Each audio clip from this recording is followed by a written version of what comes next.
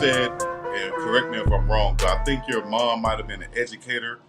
How much do people look over the fact that coaches are actually educators? I just thought about that when you said that. How much do people look over that fact that coaches have to teach these players?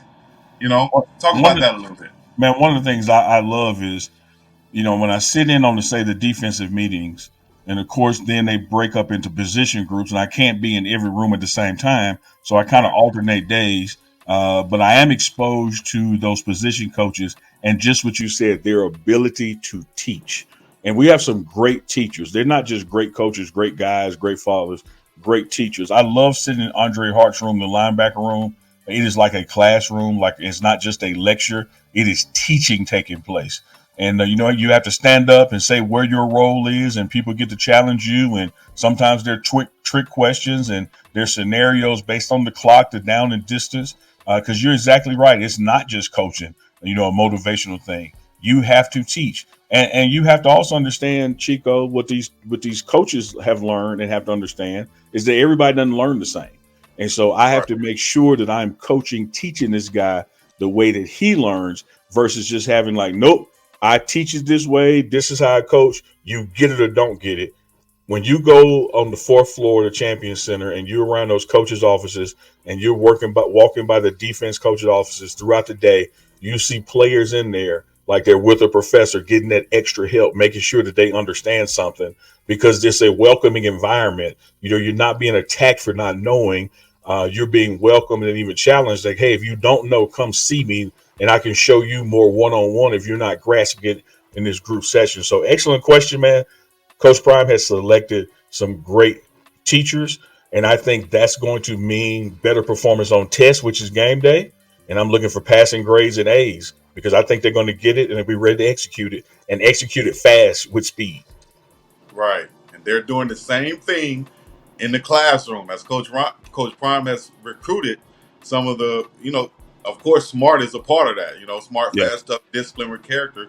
And for the second semester in a row, you have the highest GPA ever at the University of Colorado for the football team right now. I'm sure I've seen a video posted that he's very proud of that, and he wants everybody to speak on that because you talk about everything else. You might as well speak on that. So, doesn't that, can't you kind of feel that and see that around the program that the guys, just more guys that just bought in and who are taking their classroom work seriously? Absolutely. And I think what happens, Chico, is like anything else in life. What matters gets measured. What matters gets measured. I don't know about you, Chico. I check my bank account. What matters gets measured. What matters It, gets it, measured. it, it matters. I don't go outside and measure the grass about how high it is. When the man gonna come cut it, he come cut it. Whether it's 6, 7, I don't know. But the things Yeah. that matter to me, I periodically check on them, see where they are, where they were this time last week, where it was this time last month, where I hope to be this time next month. You Right. measure what matters, and what happens in that measurement process. The people that you're measuring or the programs that you're measuring, they tend to, because they know they're getting measured, they want to Yes. perform well. When Yes. you don't care about it as the head coach, why would the assistant coaches or players care about it? Well, Coach Prime cares about it. It matters and it gets measured. He gets the reports and he'll walk by a guy, and the guy might not even think that Coach Prime knows, but he'll tell you, hey, man, what happened to that test last week, dog? Because he gets the report. And because you know that's coming, you apply yourself more. Yep. Same thing with watching film and effort on the field. Everything is metrics. It's getting measured. There's accountability with it. So the guys dial in and try harder. And by virtue of that, you're getting better results. Man, and that's going to translate on the field. Absolutely. Probably, I would think less penalties, less, just bad communication. People, just it's going to translate on the field in a multitude of ways, as Coach Yeah. Prime would say. Well, I think one of the things you touched on there about the less penalties in the communication, and I think it's yes, two things in this program that look simple, but they get married, and people overlook it. When Coach Prime says that tough, smart, fast, discipline with character, when he talks about discipline, he's not talking about, hey guys, make sure you're not acting a fool at a party or don't be out there on the campus fighting or something. He's that's a literally talking given, about the he's literally talking about the discipline of being in meetings on time, right? watching your film, being where you're supposed to be, taking your tray up at the cafeteria, the little things, because he'll tell you the guy that's 5 minutes late for a meeting is the guy that jumps offside. Because if you're Right. not disciplined enough to get to a meeting on time, you're not going to be disciplined enough to wait on that snap and get that good jump. And so that discipline is key that you mentioned, Chico. The other thing is communication.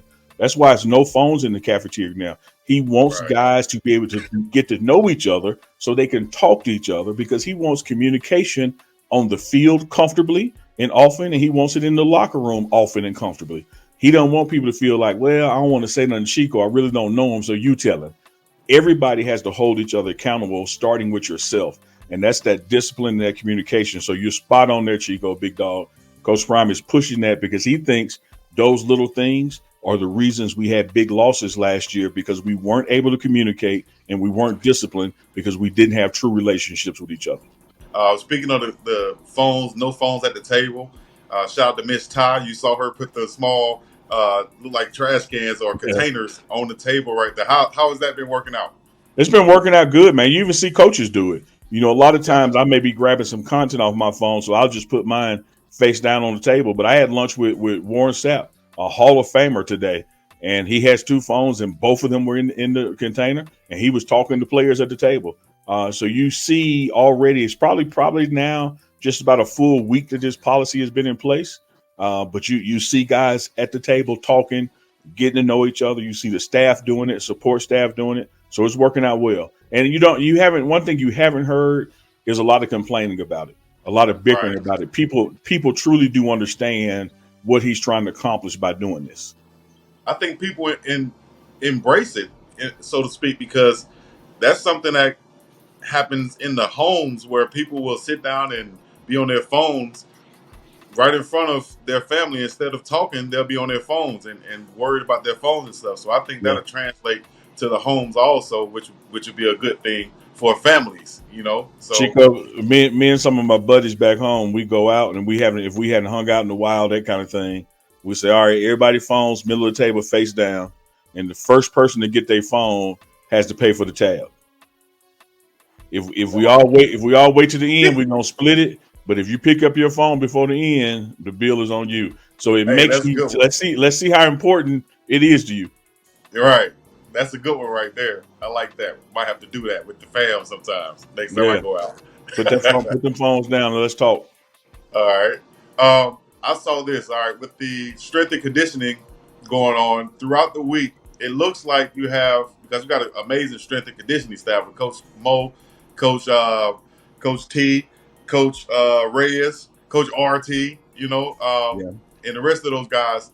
It looks like they get a chance to lead their type of workout for a day or so. Or for half the day, however it works out. Do you have any insight on that and how they run their thing? And maybe one kind of specializes more on dynamic work, the other guy specializes more on this type of work. How does that work out that you know of from your perspective? Well, you definitely have guys who have a specialization, throughout the year, and so one coach may be responsible for getting players back on the field, injury prevention and recovery. Another coach may be more responsible in the weight room, and then within that you have one guy who's with the bigs, one guy who's with the speed guys, and then one guy with the combo guys. But from a workout perspective, when you see out there on the field, particularly with the rotating circuits, at some point throughout the week, everybody's going to get what somebody else got. And so, you may not be doing as a big, a longer sprint than say the receivers are doing, but you're going to sprint as well. And so every muscle group is being worked and being worked in a way to that. It's really, like I said earlier, it's a science to it. There's a metric to it.